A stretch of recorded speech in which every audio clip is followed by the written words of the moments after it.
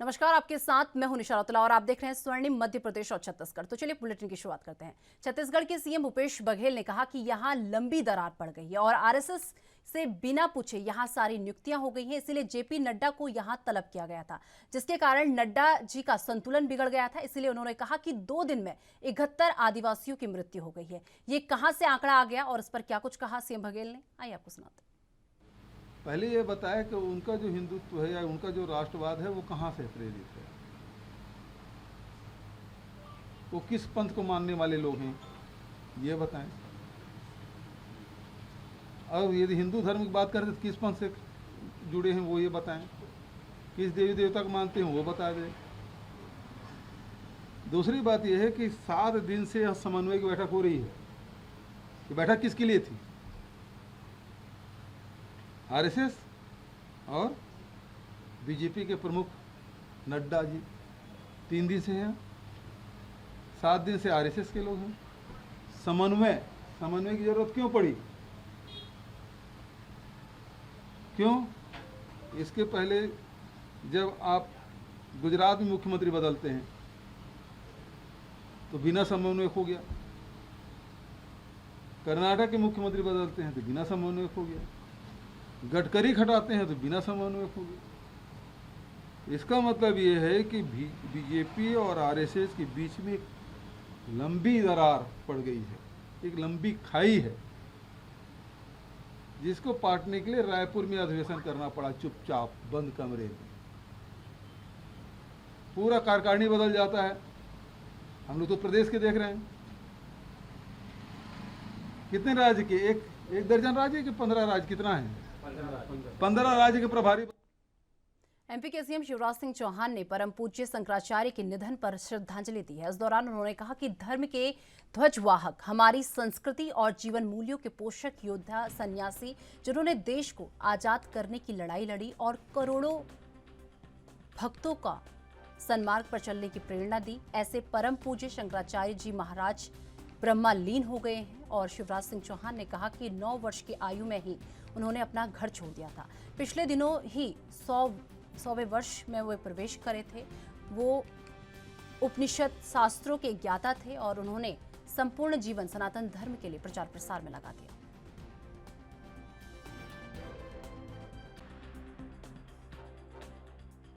धर्म के ध्वजवाहक,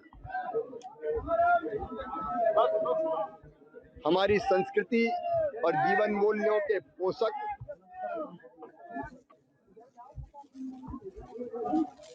योद्धा, सन्यासी, जिन्होंने देश को आजाद कराने की लड़ाई लड़ी और जिन्होंने करोड़ों करोड़ भक्तों को सन्मार्ग पर चलने की प्रेरणा दी, ऐसे परम पूज्य शंकराचार्य जी महाराज अब ब्रह्मलीन हो गए।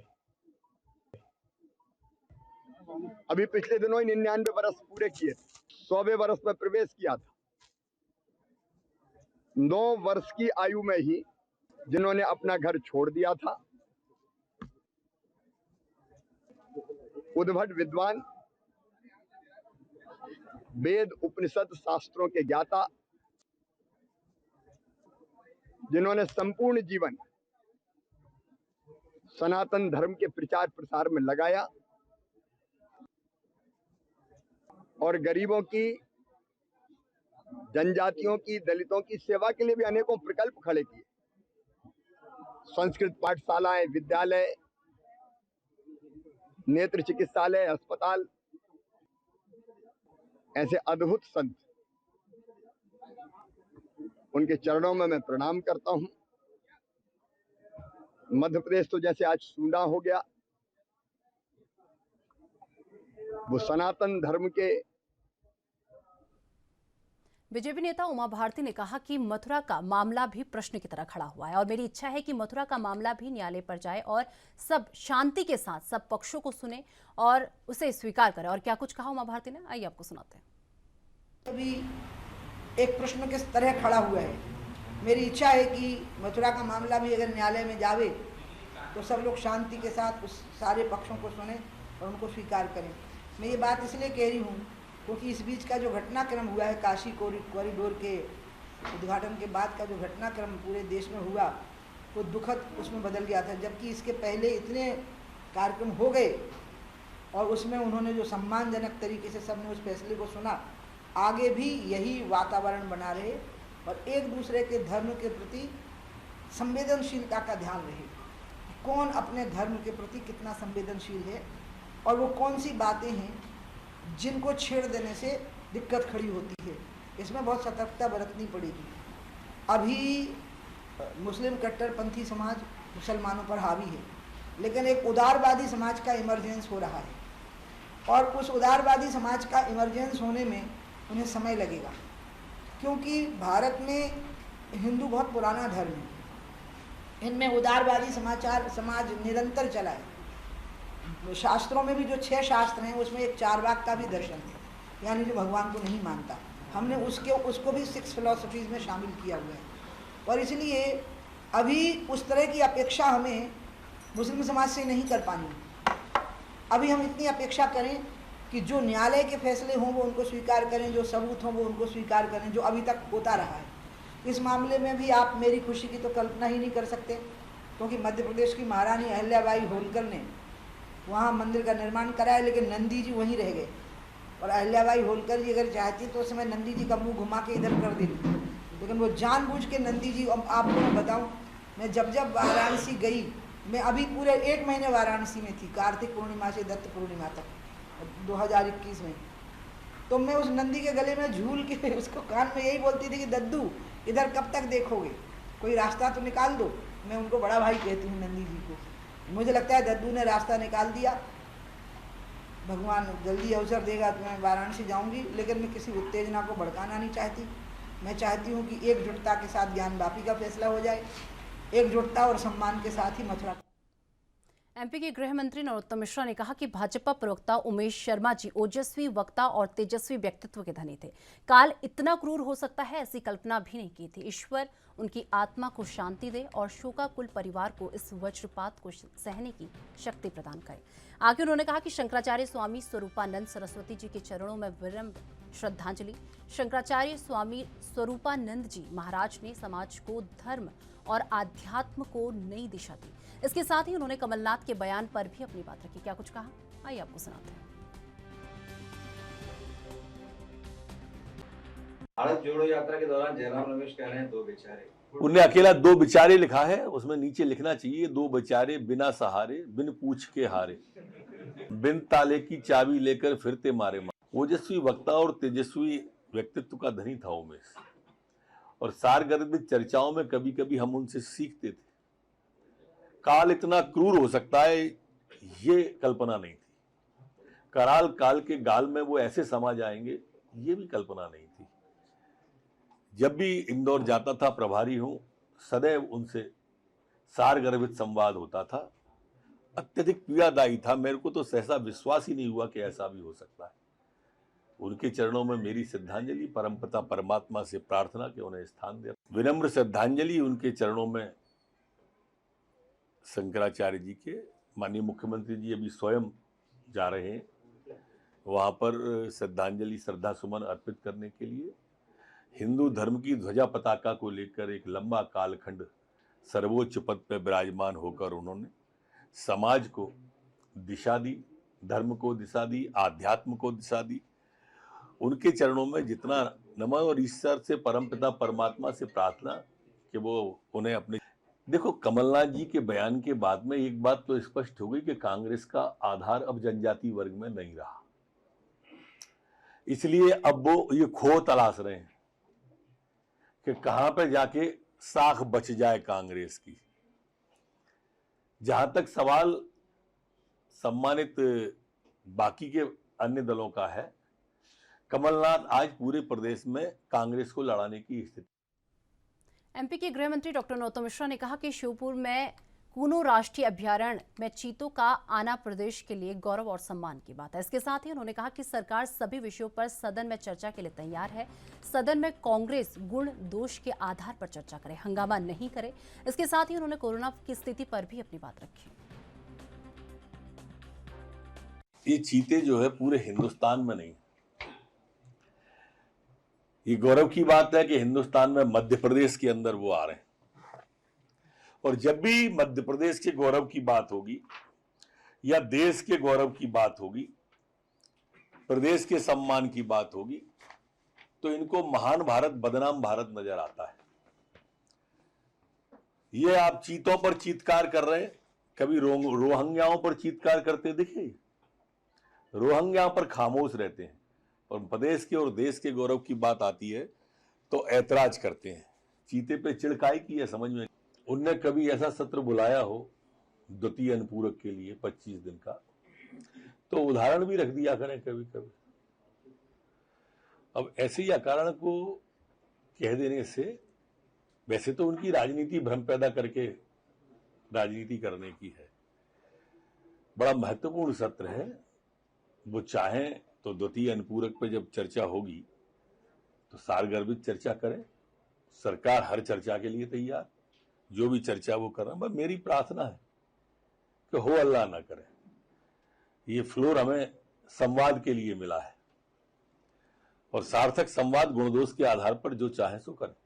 सर्वदलीय बैठक में ये भी माना जा रहा है कि सरकार के खिलाफ अविश्वास प्रस्ताव को लेकर भी चर्चा करेंगे।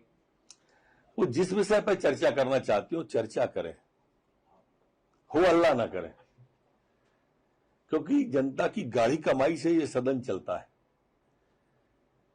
संवाद लोकतंत्र का सशक्त माध्यम है, वो जो सशक्त माध्यम है उसका प्रयोग करें। दिक्कत इस सदन में क्या क्या महत्वपूर्ण रहने वाला है? द्वितीय अनुपूरक सबसे महत्वपूर्ण है, और प्रश्नकाल, शून्यकाल, ध्यानाकर्षण, इन सब के माध्यम से सम्मानित सदस्यगण अपनी बात को रख सकते हैं, जनहितैषी काम को रख सकते हैं, विकास के काम को रख सकते हैं, जन समस्याओं के समाधान पर चर्चा। संपूर्ण मध्य प्रदेश के अंदर कोरोना के 29 नए प्रकरण आए हैं, जबकि स्वस्थ होकर अपने घरों और गंतव्य की ओर जाने वाले 22 लोग हैं।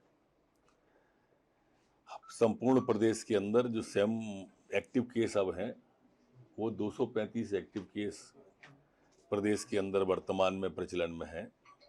सैंपल जो लिया गया है पिछले 24 घंटे में 4,689 लोगों का सैंपल लिया गया है।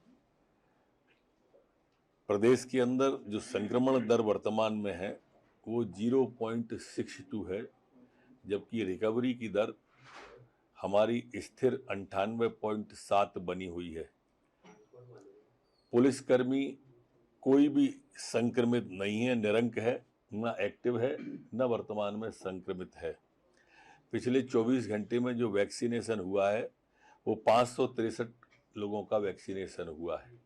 आज तक जो कुल वैक्सीनेशन हुआ है वह 13,04,73,927 लोगों का वैक्सीनेशन। एमपी के इंदौर में देवास कोर्ट का जज बताकर धौंस दिखाने वाले बदमाश को क्राइम ब्रांच ने गिरफ्तार कर लिया है। आपको बता दें कि फर्जी जज राजीव लाहोटी ने अपने घर में सुप्रीम कोर्ट के रिटायर्ड जज की तस्वीर जो है लगा रखी थी, और राजीव उन्हें अपना रिश्तेदार बताकर लोगों को ठगता था। इस मामले में उसने अपने मुंबई के बिजनेसमैन दोस्त को भी नहीं छोड़ा, और राजीव लाहोटी ने देवास में चल रहे एक केस में समझौते के नाम पर 2,90,000 रुपए की ठगी की थी। वहीं क्राइम ब्रांच के डीसीपी निमिष अग्रवाल ने राजीव लाहोटी को गिरफ्तार कर लिया है। वो इंदौर के ही सुदामा नगर में रह रहा था, और जहां आसपास के लोग गिरफ्तारी से पहले तक राजीव को जज समझते थे।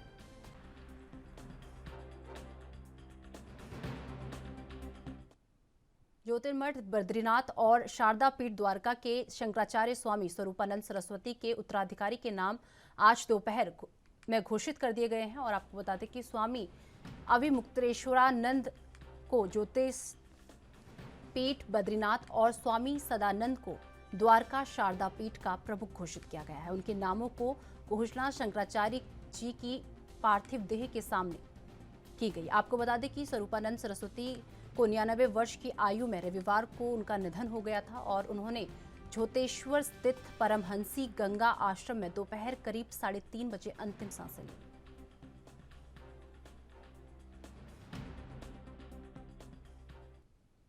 छत्तीसगढ़ के सूरजपुर में प्रदेश के खाद्य मंत्री दौरे पर हैं, और वहीं आपको बता दें कि जहां जनसंपर्क के तहत कार्यकर्ताओं से मुलाकात भी वो कर रहे हैं। और ऐसे में मीडिया से चर्चा करते हुए उन्होंने बताया कि प्रेमनगर विधायक के गृह निवास में वो मुलाकात करेंगे और वहीं आमजनों से भी वो चर्चा करेंगे। ऐसे में वो भाजपा पर भी निशाना साधते हुए नजर आए, जहां भाजपा को काल नेमी की संज्ञा देते हुए बताया कि कांग्रेस के राम वन गमन पथ पर भाजपा काल नेमी की तरह रास्ता रोकने का प्रयास में जुटी हुई है।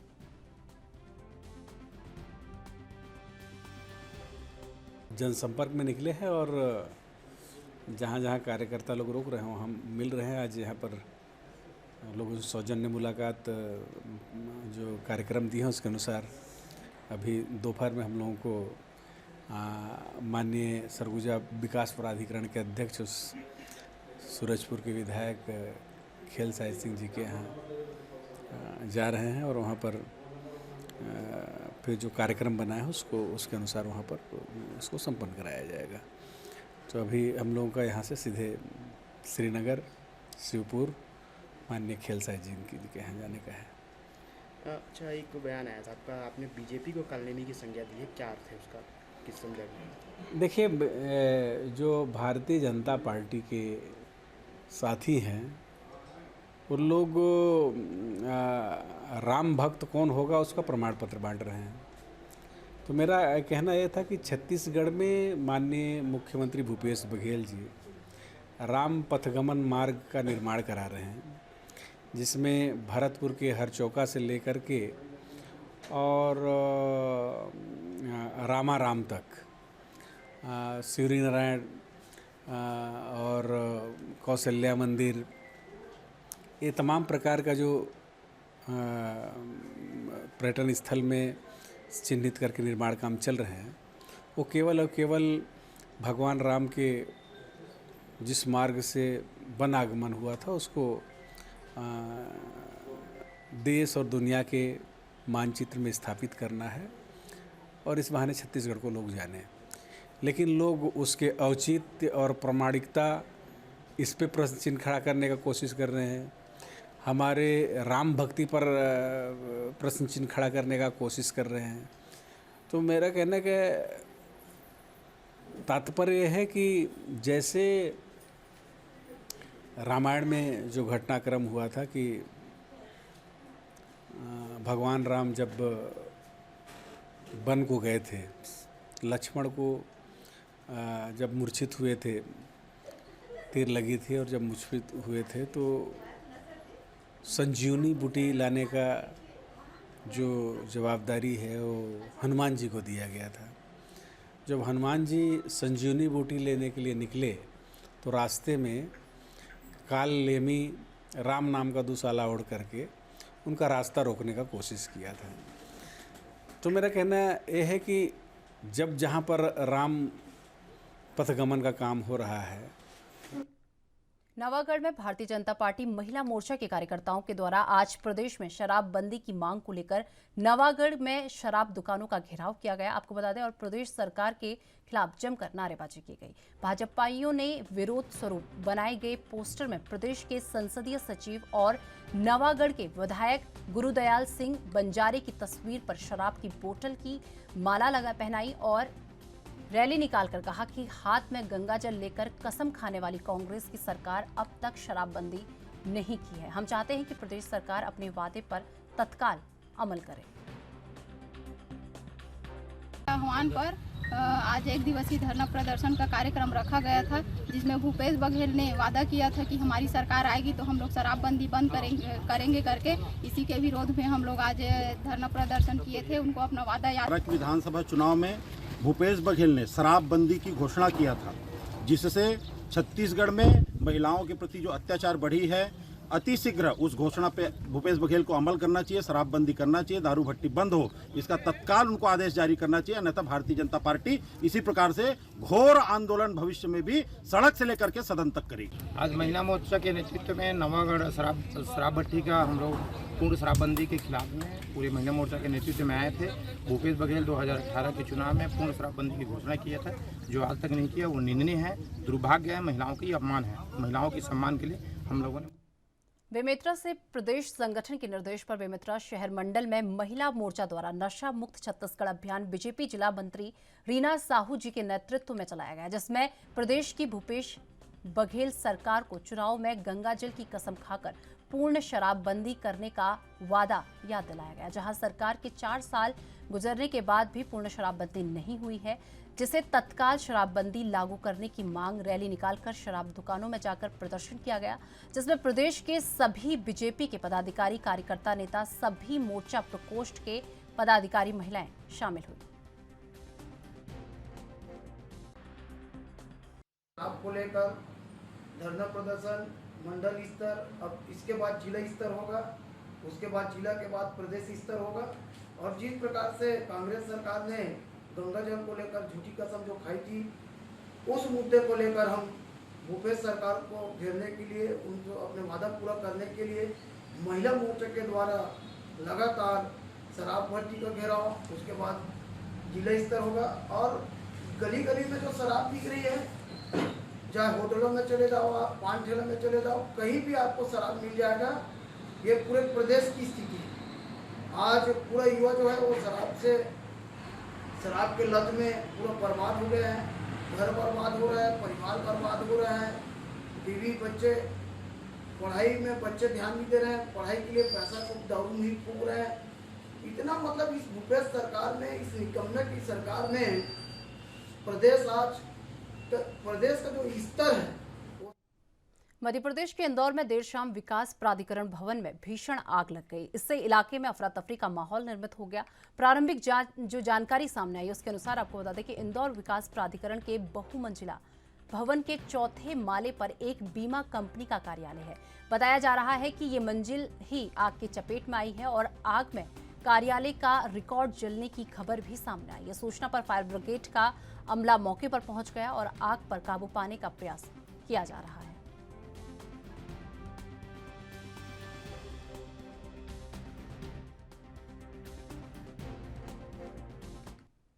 मध्य प्रदेश के बालाघाट में सरकारी स्कूल से अधिक दूरी होने की वजह से विद्यार्थियों को स्कूल तक जाने में कोई परेशानी न हो, इसके लिए शासन द्वारा साइकिल वितरण योजना शुरू की गई है। वहीं 2 किलोमीटर दूरी से ज्यादा आने वाले बच्चों के लिए सरकार साइकिल वितरण कर रही है ताकि बच्चों को स्कूल आने और जाने में कोई दिक्कत का सामना न करना पड़े। वहीं दूसरी तरफ कुछ अधिकारियों के द्वारा सरकार के खर्च किए गए राशि का दुरुपयोग करते हुए भी नजर आ रहे हैं।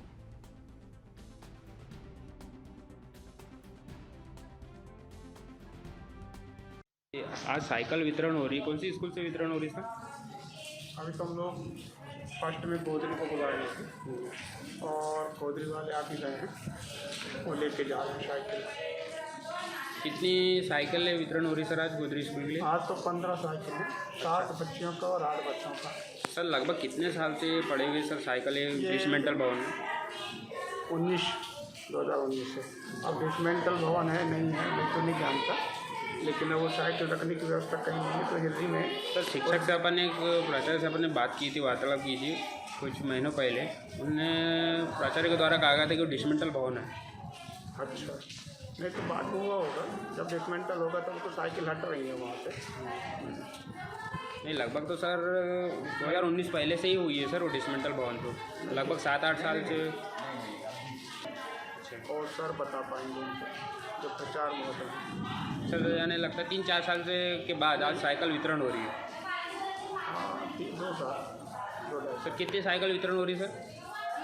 हमारे यहाँ तो लगभग 400 हैं। नहीं सर, वितरण कितनी हो रही है आज गोदरी स्कूल के लिए? आज 15 साइकिल।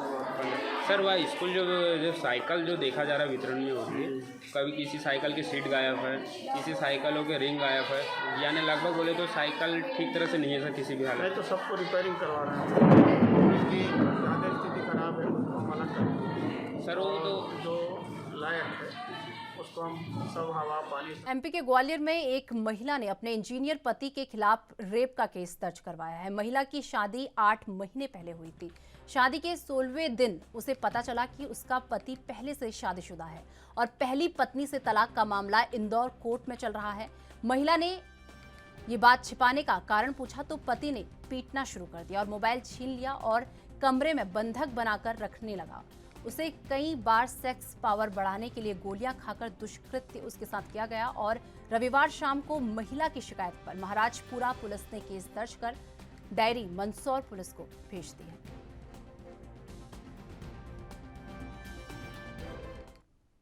छत्तीसगढ़ के दुर्ग में गणेश विसर्जन के दौरान आपको बता दें हुए विवाद में एक नाबालिग की हत्या का मामला सामने आया है। वहीं मामले का संज्ञान लेते हुए पुलिस ने चंद घंटों के अंदर आरोपी को गिरफ्तार कर लिया है और साथ ही घटना में प्रयुक्त धारदार हथियार भी बरामद कर लिया है। नाका चौका गजपारा दुर्ग में नाबालिग गणेश विसर्जन में डीजे के साथ घूम रहा था और उसी दौरान आपको बता दें कि किसी बात को लेकर हुए विवाद में आरोपी यश मेहरा ने धारदार वस्तु से वार कर दिया। वहीं मोहल्ले वासियों ने घायल को इलाज के लिए जिला अस्पताल दुर्ग में भर्ती कराया, जहां डॉक्टर द्वारा नाबालिग को मृत घोषित कर दिया गया।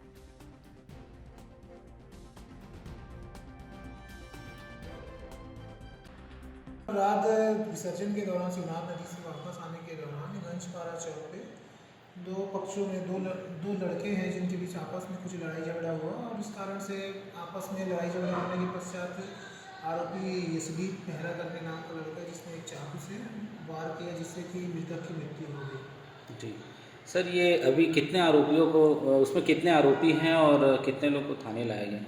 अभी तो केवल नामजद तो एक ही आरोपी है जिनके ऊपर कार्रवाई की गई है और भी तथ्यों की जांच की जा रही है और आसपास के लोगों से बयान लिया जा रहा है। तो चलिए मेरे साथ स्वर्णिम मध्य प्रदेश और छत्तीसगढ़ में बस इतना ही। देश दुनिया की तमाम बड़ी खबरों के लिए देखते रहिए ANB न्यूज़। नमस्कार।